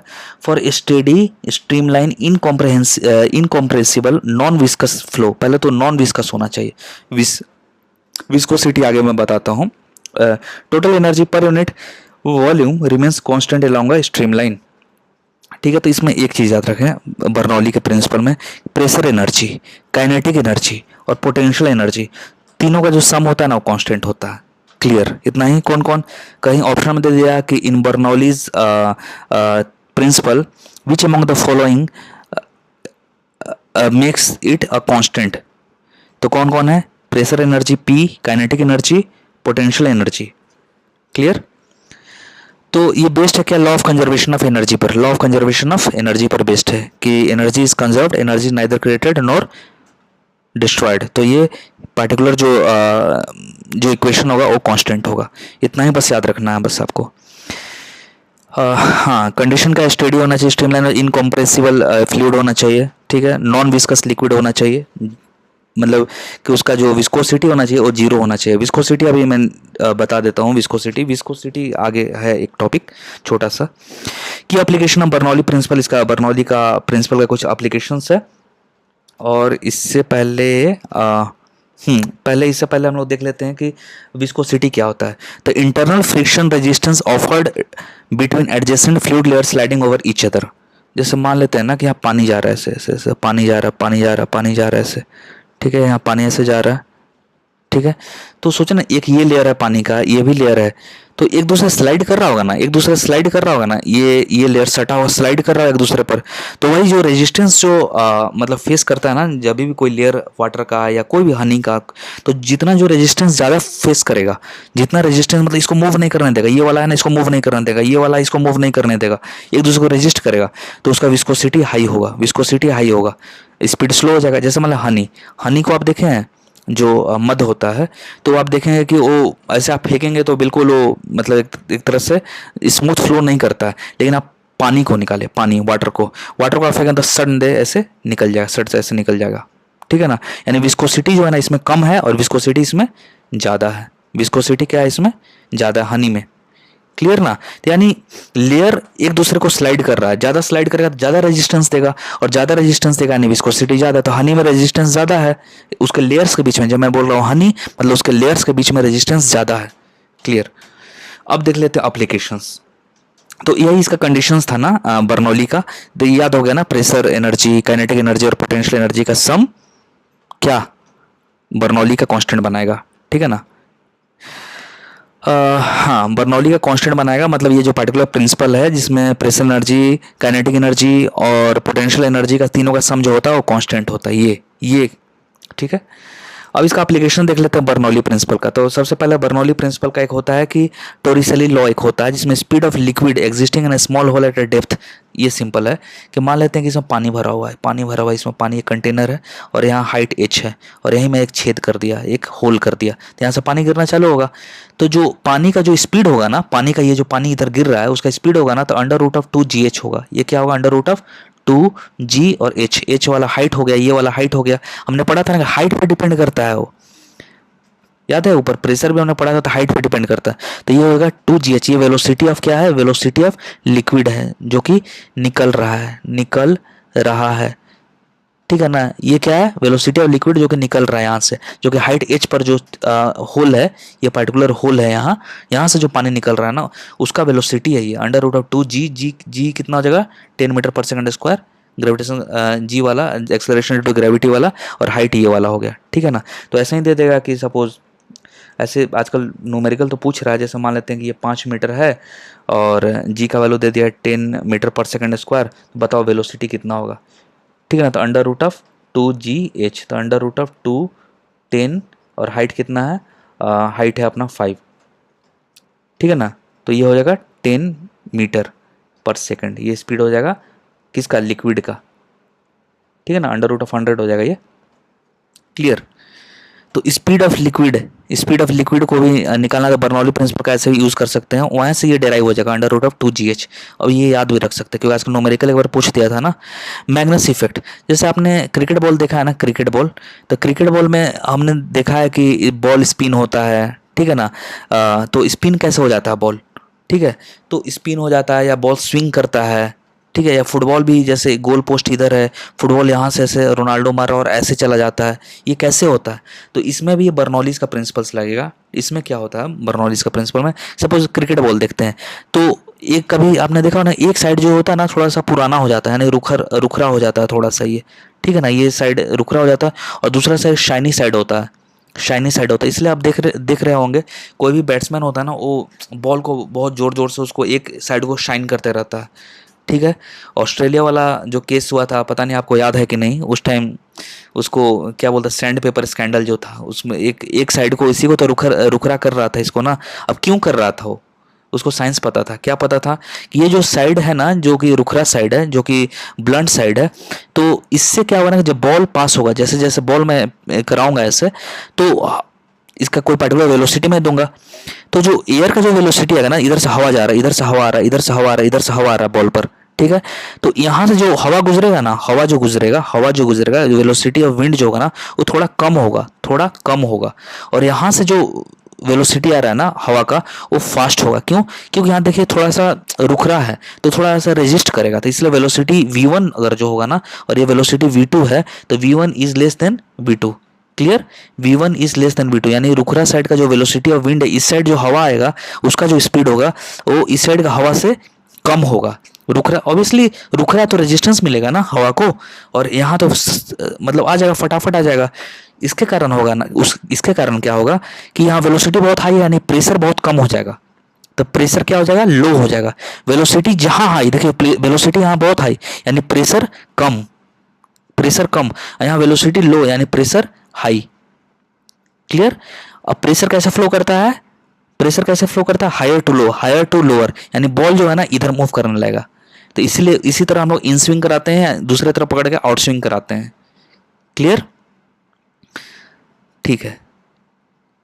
तो बस अगर आप इतना भी याद रखें कि जो मैग्नस इफेक्ट होता है वो स्पिनिंग बॉल पर होता है, ठीक है ना, और ये किस पर काम करता है, तो बर्नौली के प्रिंसिपल पर ही काम करता है। क्लियर? या हम लोग देखे हैं ना एयरक्राफ्ट कैसे उड़ता है, बर्नौली के प्रिंसिपल पर ही होता है। जैसे मान लेते हैं कि ये पर्टिकुलर, अब इतना अच्छे तो बनाने आता नहीं है, जैसे मान लेते हैं कि ये पर्टिकुलर एयरक्राफ्ट है, एयरक्राफ्ट टेक ऑफ कर रहा है, ठीक है। तो उसमें क्या होता है ना, ऊपर का जो हवा, इधर से हवा आ रहा है, ऊपर से हवा आ रहा है, नीचे भी तो हवा आ रहा होगा ना। जैसे सोचा प्लेन ऊपर उड़ रहा है, इमेजिन कीजिए प्लेन ऊपर उड़ रहा है, ऊपर का हवा भी है और नीचे का भी हवा है, ठीक है। तो वो क्या करता है ना कि जो ऊपर का जो हवा है ना, उसको थोड़ा सा वेलोसिटी को क्या कर देता है, कम कर देता है हवा का। तो यानी प्रेशर क्या हो जाएगा वहाँ, सॉरी, वेलोसिटी को ऊपर नीचे, माफ करना, नीचे का जो वेलोसिटी है ना, कभी भी जैसे प्लेन उड़ रहा है तो नीचे का जो हवा का जो वेलोसिटी है ना नीचे, यानी प्लेन के नीचे जो हवा पास हो रहा है, ठीक है ना। तो अब विंड का जो मतलब जो इसका क्या बोलते हैं, जो डायना होता है, जो पंख होता है इसका, उसको ऐसे कर देता है ना कि नीचे स्पीड कम रहता है और ऊपर स्पीड बहुत ज़्यादा रहता है, ठीक है ना। यानी ऊपर स्पीड ज़्यादा रहता है, यानी प्रेशर ऊपर कम, प्लेन के ऊपर प्रेशर कम सबसे, और नीचे प्रेशर हाई। क्यों? प्लेन के नीचे प्रेशर हाई, क्यों? क्योंकि जो वेलोसिटी है विंड का वो स्लो मैंने किया, कैसे, डायना से, ठीक है ना, जो पंख है उससे मैंने स्लो कर दिया, थोड़ा रेजिस्ट करके हवा को, ठीक है। और ऊपर तो बिल्कुल फास्ट जा रहा है, एकदम साय हवा निकल रहा है ऊपर से। वेलोसिटी जो विंड का बहुत हाई है, ऊपर प्लेन के ऊपर वेलोसिटी बहुत हाई है और नीचे स्लो है, तो वेलोसिटी बहुत हाई है ऊपर, इसका मतलब क्या होगा, प्रेशर क्या होगा, कम हो जाएगा, वहाँ प्रेशर कम हो जाएगा। और नीचे प्रेशर क्या है, नीचे प्रेशर मैं बोल रहा हूँ, प्लेन के नीचे वाला जो सरफेस है उसका प्रेशर क्या है, हाई है। और प्रेशर कैसे मूव करता है, हायर टू लोअर, यानी हायर टू, ऊपर है लोअर, नीचे है हायर, ऊपर है लोअर और नीचे है हायर, यानी जो हमारी प्लेन है वो ऊपर उड़ेगी, नहीं तो प्लेन तो नीचे गिर जाती। ठीक है, तो आई होप आपको समझ में आया होगा। तो ये देखिए बर्नौली का कितना एप्लीकेशन है, Torricelli law, speed of liquid पता करना है, मैग्नस इफेक्ट जिसको बोलते हैं स्पिनिंग ऑफ बॉल, एयरक्राफ्ट वाला जो एग्जांपल हो गया, ठीक है ना, कैसे उड़ता है।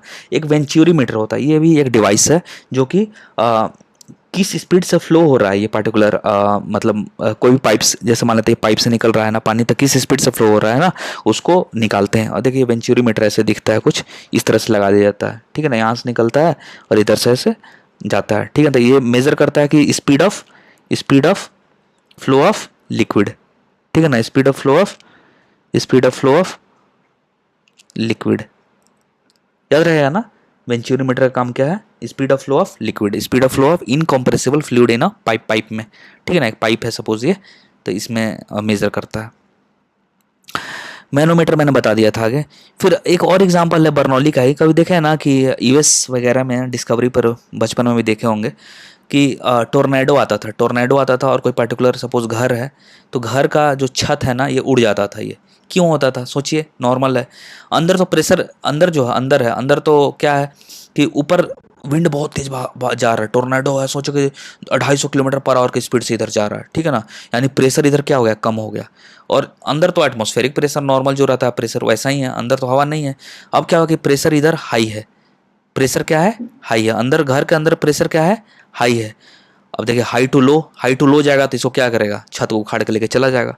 तो roof blow off in storm, high speed wind over roof creates low pressure, high speed wind over roof creates low pressure, ठीक है, outside, and high static pressure inside, तो रूफ क्या होगा, उड़ जाएगा। Clear, high to low. अब देखते paint एस्पेरर जो हम लोग का जैसे परफ्यूम यूज़ करते हैं ना, तो परफ्यूम में भी वही प्रिंसिपल यूज़ होता है। क्लियर, परफ्यूम में भी बर्नौली प्रिंसिपल यूज़ होता है। ठीक है, विस्कोसिटी हमने देख लिया था। विस्कोसिटी का एक देख लेते हैं हम लोग, एक विस्कोसिटी का विस्कस फोर्स का एक कॉन्सेप्ट है, इसको बोलते हैं एटा बोलते हैं, इसको क्या बोलते हैं, एटा बोलते हैं, ठीक है। आई डोंट नो एटा का स्पेलिंग सही है कि नहीं, बट इसको एटा बोलते हैं। एटा ए dv/dx, ये dv/dx वेलोसिटी ग्रेडियंट है। इतना मत जाइए आप, बस इतना जान लीजिए ना कि विस्कोसिटी कोफिशिएंट इसको बोलते हैं, इसको विस्कोसिटी कोफिशिएंट बोलते हैं। और विस्कोसिटी कोफिशिएंट का जो एसआई यूनिट होता है वो पास्कल सेकंड होता है, और यहाँ से आप यूनिट भी निकाल सकते हैं पास्कल सेकंड। तो कभी भी आए ना कि विस्कोसिटी कोएफिशिएंट, ठीक है ना, विस्कोसिटी कोफिशिएंट का यूनिट क्या होता है, तो पास्कल सेकंड, क्या होता है, पास्कल सेकंड। प्रेशर का क्या था, पास्कल था, और विस्कोसिटी कोफिशिएंट क्या था, क्या है, पास्कल सेकंड, याद रहेगा ना, पास्कल सेकंड, ठीक है, पास्कल सेकंड। और पास्कल का पता है न्यूटन पर मीटर स्क्वायर होता है, और सेकंड का सेकंड, तो यूनिट यहाँ से निकल जाएगा। क्लियर, अब देखते हैं कि जो विस्कोसिटी होता है, विस्कोसिटी हमने पढ़ा था ना अभी कि इंटरनल फ्रिक्शन और resistance offered between the adjacent fluid layer sliding over each other, जो हनी का एग्जांपल मैंने दिया था, वाटर का एग्जांपल जो दिया था, ठीक है। तो इसका देखते हैं कि टेम्परेचर का क्या इफेक्ट पड़ता है विस्कोसिटी पर। सपोज एक हनी है, हनी का कंटेनर है, इसको मैंने इस पर गिरा दिया है सपोज सरफेस पे, ठीक है ना। अब क्या होगा ना कि अगर मान लेते हैं कि टेम्परेचर बढ़ा रहे हैं तो विस्कोसिटी क्या होता है, कम होता है, कोहेसिव फोर्स जो होता है वो वीकेन हो जाता है, ठीक है। कोहेसिव फोर्स होता है ना कि जो मॉलिक्यूल्स के अंदर का फोर्स जो होता है उसको पकड़ के जो रखता है अंदर का मॉलिक्यूल का, और एडहेसिव फोर्स होता है ना जो दो डिफरेंट ऑब्जेक्ट है उसके बीच का जो फोर्स क्रिएट करते हैं या जो भी हम लोग करते हैं। जब सपोज मान लेते हैं कि पेपर है, ठीक है ना, कॉपी का पेपर है अपना, और इसमें हम लोग देखते हैं ना कि फेविक्विक ये फेविकॉल से चिपकाते हैं इसको, तो ये बोलते हैं ना ये एडहेसिव है। एडहेसिव क्या है, मतलब एक्सटर्नल, दो अलग अलग नेचर का ऑब्जेक्ट है, ठीक है ना। और ये क्या है कि सेम में है तो इसको बोलते हैं कोहेसिव। इंटरनल कंट्रोल, अंदर का फोर्स तो होगा कोहेसिव, और बाहर जो होता है जो दो को अलग अलग ऑब्जेक्ट के बीच में है उसको बोलेंगे एडहेसिव फोर्स। तो यही बोलता है कि टेम्परेचर का इफेक्ट पड़ता है लिक्विड में, टेम्परेचर बढ़ाएंगे तो विस्कोसिटी कम होगा, ठीक है। और गैसेस में क्या होता है ना कि टेम्परेचर बढ़ाएंगे ना तो विस्कोसिटी बढ़ जाएगा। क्यों, क्योंकि मॉलिक्यूलर मोमेंटम जो होता है ना वो ट्रांसफर होता है और इंक्रीज हो जाता है उसमें। मॉलिक्यूलर मोमेंटम जो होता है ना, जैसे टेम्परेचर बढ़ा है तो पार्टिकल जो एकदम बिल्कुल एक दूसरे से टकराने लगा, ठीक है। तो जो मॉलिक्यूलर मोमेंटम वो ट्रांसफर करता है तो विस्कोसिटी उसका क्या हो जाता है, बढ़ जाता है, ठीक है। याद रखें, इस फैक्ट्स को याद रखें आप कि जब टेम्परेचर बढ़ाएंगे तो, क्योंकि गैस भी तो हमने फ्लूइड ही पढ़ा था ना, गैस भी तो फ्लूइड ही बोला था कि गैस भी एक तरह से फ्लूइड है, राइट। तो टेम्परेचर बढ़ाएंगे तो विस्कोसिटी कम होगा किसमें, लिक्विड में, और गैस में क्या होगा, विस्कोसिटी बढ़ जाएगा टेम्परेचर बढ़ाएंगे। तो ये बहुत इंपॉर्टेंट है, इसको याद रखें। और एक बात मैंने बताना भूल गया, पास्कल सेकंड क्या था, विस्कोसिटी कोफिशिएंट का यूनिट था, इसको बोलते हैं पॉइसले भी बोलते हैं, पीआई। अब हो सकता है प्रोनाउंसिएशन गलत बोल रहा हूँ मैं, बट पॉइसले बोलते हैं इसको। पास्कल सेकंड को क्या बोलते हैं? पॉइसले बोलते हैं। ये क्या है? विस्कोसिटी कोफिशिएंट है। क्या है? विस्कोसिटी कोफिशिएंट है। तो पॉइसले क्या है? Viscosity coefficient. कभी आ गया मान लेते हैं ऐसे कि यूनिट बताइए पॉइसले का, तो इसका क्या होगा? क्या होगा? Pascal second, pascal second. Clear? याद रखेंगे, ये विस्कोसिटी में हम लोग पढ़ रहे हैं, विस्कोसिटी कोफिशिएंट, जिसको हम लोग डिनोट करते हैं एटा से। टेम्परेचर का इफेक्ट क्या होगा बताइए गैस पर, गैस के विस्कोसिटी पर? टेम्परेचर बढ़ाएंगे तो विस्कोसिटी घट जाएगा? नो, बढ़ जाएगा, बढ़ जाएगा। क्लियर? और इसमें घट जाता है। ऑल राइट, चल वीडियो लंबा हो गया, ठीक है, कर लेते हैं आज। स्टोक्स लॉ, देखिए कुछ लॉ है, बस नाम जाने, इसका अंदर कुछ जानने की जरूरत नहीं। स्टोक्स लॉ क्या होता है ना, कि viscous drag force on a spherical body of a radius R moving at a velocity v in a fluid है। मान लेते हैं एक पार्टिकुलर रेडियस आर का, ये पार्टिकुलर इसका रेडियस जो है ना, इसका रेडियस आर है, कोई एक ऑब्जेक्ट है और ये मूव कर रहा है वेलोसिटी v के साथ, तो इस पर कोई ड्रैग फोर्स भी तो आएगा ना। जब पानी में मूव कर रहा है तो पानी भी तो इधर पुश करेगा इसको, इधर से, जैसे हम लोग मूव कर रहे हैं इधर, तो पानी भी तो इधर से आएगा ना, जो उसको फोर्स करेगा ना। तो उसको ही हम लोग, जो ड्रैग फोर्स होता है ना, वो 6 पाई एटा आर वी होता है। 6 पाई एटा आर वी क्या होता है? ड्रैग फोर्स क्या होता है? 6 पाई एटा आर वी। अब इसको उम्मीद तो मैं नहीं करूँगा आप याद रखें, बट आप ये स्टोक्स लॉ से यही रिलेटेड है। टर्मिनल वेलोसिटी क्या होता है? Constant maximum velocity attend when net force zero होता है। टर्मिनल वेलोसिटी होता है, मैक्सिमम वेलोसिटी होता है। टर्मिनल वेलोसिटी क्या होता है? मैक्सिमम वेलोसिटी होता है जब नेट फोर्स जीरो हो जाए, ठीक है ना। जैसे मान लेते हैं कि लिक्विड पर्टिकुलर, मतलब क्या बोलते हैं, जा रहा है तो थ्रस्ट भी लग रहा है और इसका भी अपना एक वेलोसिटी है, तो जो नेट फोर्स जीरो हो जाएगा, जो मैक्सिमम वेलोसिटी अटेंड करेगा ना, मैक्सिमम वेलोसिटी, तो उसको बोलते हैं टर्मिनल वेलोसिटी। जैसे बरसात का जो बूंद आता है ना, नीचे गिरता है ना, नीचे गिरता है, ऊपर से नीचे गिरते रहता है, तो ये टर्मिनल वेलोसिटी अटेंड कर लेता है, टर्मिनल वेलोसिटी अटेंड करता है। यानी नेट फोर्स कितना है इस टाइम? जीरो है, क्योंकि ये कांस्टेंट वेलोसिटी है। क्लियर? कांस्टेंट वेलोसिटी है। ऑल राइट, ये एग्जांपल है, rain drops reach constant terminal velocity before reaching the ground, ठीक है।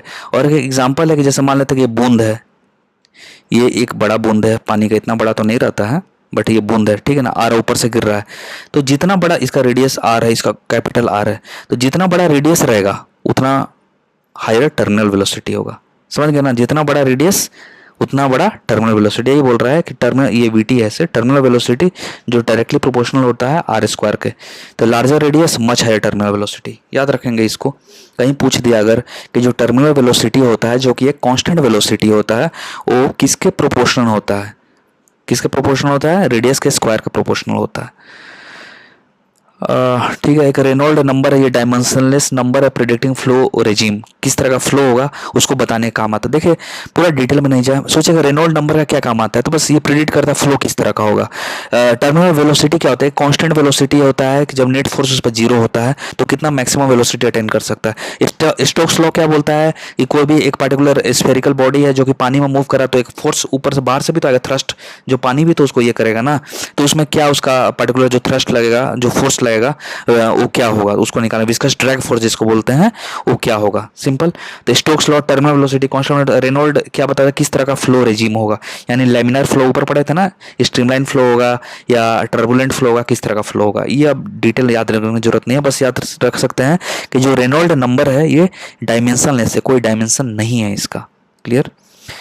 फाइसलेस फॉर्मूला छोड़ देते हैं, ये तो पढ़े ही थे ऊपर। माय गुडनेस, तो बहुत बड़ा हो गया। सरफेस टेंशन है और क्या है, बस हो गया, सरफेस टेंशन ही लास्ट टॉपिक है। तो ये सरफेस टेंशन मैंने कोहेसिव को हाँ बताया था ऊपर। जैसे सरफेस टेंशन क्या होता है कि tendency of a liquid surface to shrink into minimum surface area, यही होता है सरफेस टेंशन। कभी अच्छा आपने कभी सोचा है कि जो बारिश होती है, अभी बारिश हो ही रहा है, ठीक है ना, ये बारिश होती है तो ये स्फेरिकल शेप क्यों ले लेती हैं? मतलब क्यूबिकल बारिश क्यों नहीं होता है, ठीक है ना, या ट्रायंगुलर बारिश क्यों नहीं होता है, या ट्रायंगुलर या मैं बोलूँ पिरामिडल बारिश क्यों नहीं होता है? हमेशा गोल बारिश ही क्यों होता है? ऐसा ही बारिश क्यों होता है? क्यों होता है?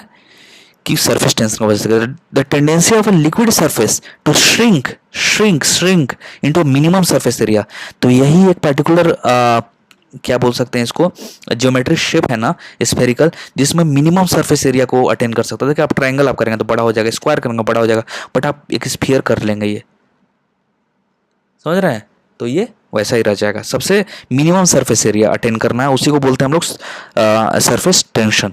हर ऑब्जेक्ट जो है ना वो मिनिमम सरफेस एरिया अटेन करना चाहता है, और मिनिमम सरफेस एरिया करते करते वो स्फेयर हो जाता है। इसलिए बारिश का बूंद जो होता है स्फेरिकल होता है। कभी कभी बारिश का बूंद स्फेरिकल क्यों होता है, सरफेस टेंशन की वजह से।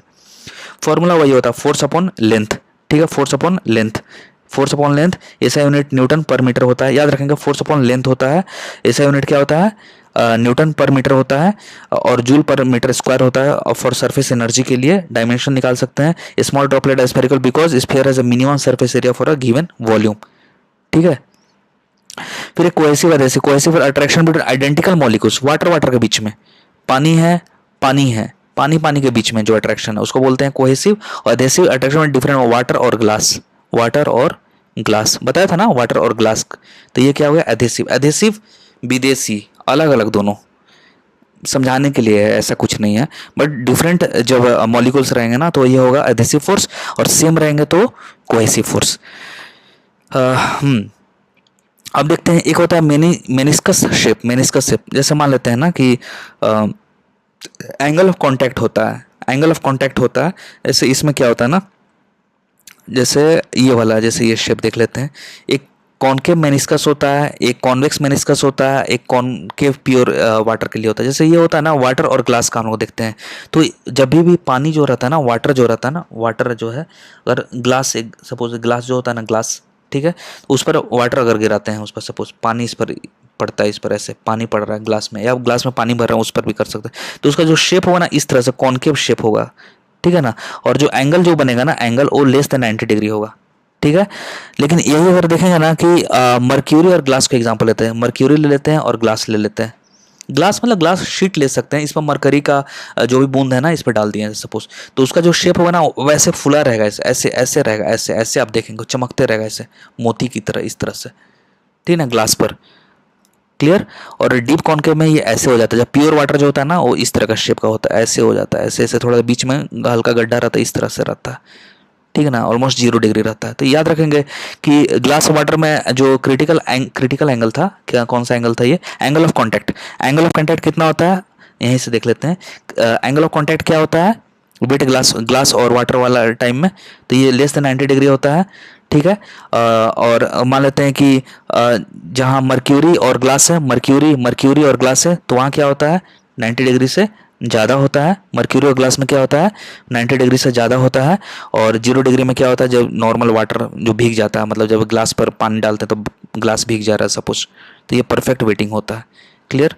एक क्वेश्चन जैसे मैं पूछता हूँ आपसे कि जो मर्क्यूरी रहता है वो कोई ग्लास पर अगर हम लोग डालते हैं, एक ग्लास शीट है उस पर डालते हैं मर्क्यूरी, तो इसमें चिपकता क्यों नहीं है, सोचे इसमें चिपकता क्यों नहीं है ये, लेकिन पानी तो है तो वो फैल जाता है, ये चिपकता क्यों नहीं है ये, क्योंकि जो इसके अंदर का कोहेसिव फोर्स है ना, कोहेसिव फोर्स, कोहेसिव क्या अंदर वाला, वो ज़्यादा है एडहेसिव फोर्स से। एडहेसिव किसके बीच में होता है, ये मरकरी और ये ग्लास के बीच में होता है, तो इससे ज़्यादा है कोहेसिव फोर्स, तो इसीलिए नहीं चिपकता है। याद रखें, यहाँ लिखा नहीं हुआ बट ये याद रखें, ठीक है ना। तो ये हो गया। फिर कैपिलरी एक्शन होता है। कैपिलरी एक्शन भी बहुत ही ईजी कॉन्सेप्ट है, कुछ ज़्यादा ये नहीं है। कैपिलरी एक्शन भी ये होता है, जैसे मान लेते हैं कि ये पर्टिकुलर ट्यूब है, इसमें पानी है, ठीक है ना, तो कभी कभी देखते हैं ना ये पानी अपने आप चढ़ रहा है ऊपर, जैसे प्लांट में भी कैपिलरी एक्शन होता है, तो ये प्लांट पानी अपने आप चढ़ रहा है, तो जितना अगर पतला रहेगा, जितना पतला ये रहेगा पानी उतना ही ऊपर चढ़ेगा, ऐसे जितना पतला रहेगा ये उतना ऊपर पानी चढ़ेगा। सरफेस टेंशन की वजह से होता है। अब अंदर में एक्सप्लेन करने जाऊँगा तो बहुत टाइम लग जाएगा। सरफेस टेंशन की वजह से होता है, लेकिन जब एरिया ज़्यादा रहेगा ना तो ये थोड़ा कम हाइट पर जाएगा पानी। क्लियर, इतना ही है कैपिलरी एक्शन।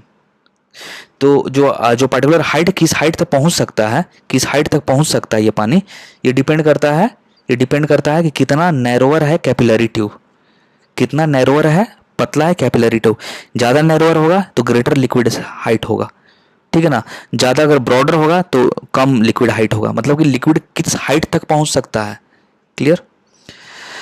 क्या क्या फैक्टर है जो कि सरफेस टेंशन को अफेक्ट करता है। टेम्परेचर बढ़ाएंगे तो सरफेस टेंशन डिक्रीज होगा, याद रखेंगे, टेम्परेचर बढ़ाएंगे तो सरफेस टेंशन डिक्रीज होगा। क्लियर। जैसे NaCl हम लोग ऐड करते हैं तो सरफेस टेंशन क्या होता है, बढ़ जाता है, हाईली सॉल्युबल इम्प्योरिटी है। तो याद रखेंगे कि जब सरफेस ये NaCl ऐड करते हैं तो क्या होता है, सरफेस टेंशन बढ़ जाता है। क्लियर।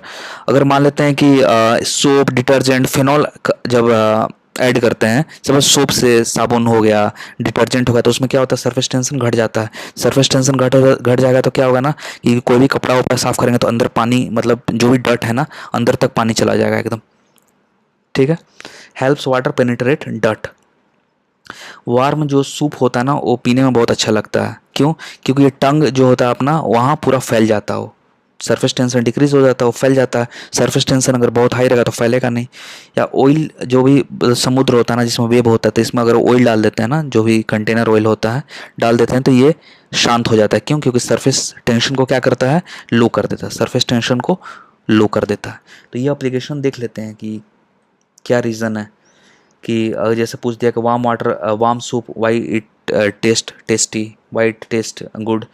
ऑयल और जो सी वेब पर डालते हैं तो क्या होता है, सी वेब्स के साथ और बढ़ जाता है, घट जाता है, घट जाता है तो क्यों घट जाता है। क्लियर। बस इतना ही है। और इसका आप एक बस समरी है। फ्लूइड जो है, अब लास्ट में देख लेते हैं, समरी एक है। फ्लूइड ऑफर नेग्लिजिबल रेजिस्टेंस देता है, पढ़ लिए। स्केलर क्वांटिटी है, ऐसा यूनिट पास्कल है, ये सारा देख लिए। डेंसिटी मैक्सिमम कितना है, पास्कल्स लॉ क्या है इनक्लोज्ड फ्लूइड के लिए। हाइड्रोस्टैटिक प्रेशर क्या होता है। Rapid fall in mercury barometer क्या डिनोट कर रहा था, स्टॉर्म आने का। अब थ्रस्ट वही आर्किमिडीज प्रिंसिपल वाला, आइस मेल्ट करेगा तो लेवल अनचेंज रहेगा। कंटिन्यूटी कंजर्वेशन ऑफ मास पर बर्नौली का इक्वेशन हमें याद है, उसका एप्लीकेशन अलग। वेंचुरी मीटर, ये सारा हो गया। मैग्नस इफेक्ट, परफ्यूम वाला रूफ जो उड़ जाता था, बर्नौली प्रिंसिपल पर ही काम करता है। स्पीड ऑफ इफ्लक्स जो बाहर निकलने का जो बताया था, क्या था, √2gh। बर्नौली से ही पता चलेगा। विस्कोसिटी समझ गए थे, अभी पढ़े थे हम लोग। ऐसा यूनिट ऑफ विस्कोसिटी क्या होता है, पास्कल सेकंड होता है, जिसको पॉइसले भी बोलते हैं। और स्टोक्स लॉ पढ़े थे, जो कि ड्रैग, कोई भी पार्टिकुलर एक ऑब्जेक्ट है, स्पेरिकल ऑब्जेक्ट है किस तरह का भी, जो पानी में जा रहा है, इस पर ड्रैग फोर्स क्या आ रहा है, वही निकालने के लिए था। रेनॉल्ड नंबर पे पढ़ लिए थे। पॉइसले लॉ तो छोड़ते हैं। सरफेस टेंशन न्यूटन पर मीटर होता है सरफेस टेंशन का। टेम्परेचर क्या इम्पैक्ट है वो भी हम लोग देख लिए थे। जो वाटर वेट ग्लास वाला जो हमने देखा था, वाटर प्योर वाटर कैसे बिहेव करता है, वाटर ग्लास और मर्क्यूरी ग्लास कैसे बिहेव करता है, किस तरह का शेप होता है। अगर ऐसा शेप दे दूँ मैं, इस तरह का शेप दे दूँ या इस तरह का शेप दे दूँ, ठीक है ना, तो आप पहचान पाएंगे कि कौन कौन किस में क्या है। बस आई थिंक इतना सफिशिएंट है। इतना फ्लूइड में इससे ज़्यादा क्वेश्चन नहीं पूछेगा। सो हम लोग ने सारा कर लिया है। Thank you.